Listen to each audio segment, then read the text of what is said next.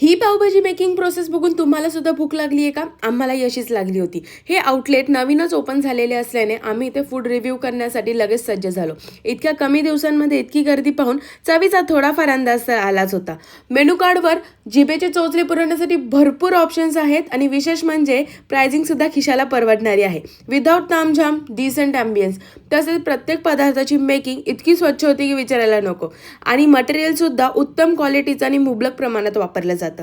बटरची quality किंवा वापरल्या जाणाऱ्या ड्रायफ्रूटची क्वालिटी यांच्या बाबतीत मला शंकाच ठेवू नका.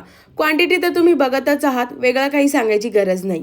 आम्ही इथे ट्राय केला होता व्हेज ओव्हरलोड सँडविच, यांचा मस्ट ट्राय मसाला स्पेशल पाव आणि टेस्टीएस्ट पावभाजी.